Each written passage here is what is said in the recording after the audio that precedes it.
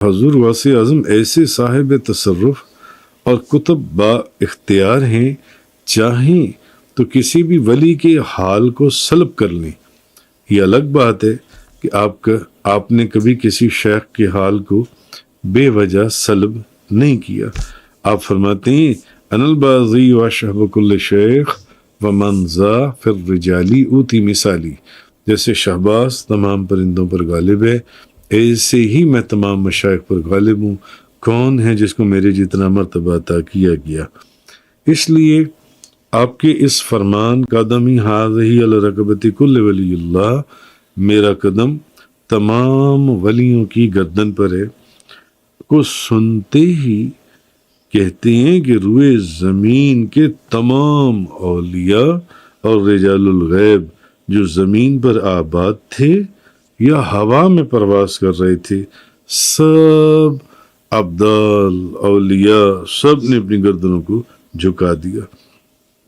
کتابوں میں لکھا ہے کہ ایک بزرگ نہ جانے کس گمان میں تھے کہ آپ کے فرمان کو جھٹلاتے ہوئے کہنے لگے، عبد القادر کا قدم دوسرے ولیوں کی گردن پر ہو سکتا ہے، میری گردن پر ہرگز نہیں۔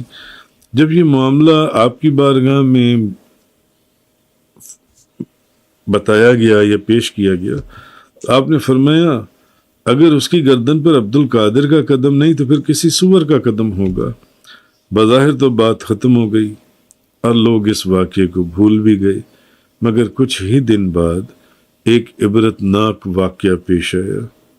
وہی بزرگ کسی عیسائی دیہاتی دوشیزہ جس نے سور پال رکھے تھے اس کے عشق میں گرفتار ہو گئے۔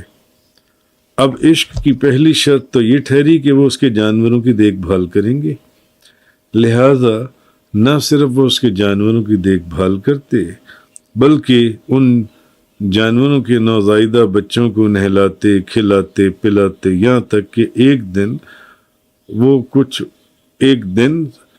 ایک سور کے کچھ بچے کھیلتے کھیلتے ان کی گردن اور سینے پر چڑھ گئے۔ اب یہ دل دہلا دینے والا منظر دیکھ کر ان کے مریدین لرزتے اور کانپتے ہوئے حضور غوث اعظم شیخ عبد القادر جیلانی رضی اللہ تعالی عنہ ان کی خدمت میں حاضر ہو کر فریاد کرنے لگے۔ تمام واقعہ سننے کے بعد آپ نے فرمایا میرے دل میں، حضور غوث اعظم کہنے لگے میرے دل میں اس کے لیے کوئی غبار نہیں، یہ سب اللہ کی طرف سے ہے، پھر بھی میں دعا کرتا ہوں کہ اللہ ان کو معاف کر دے۔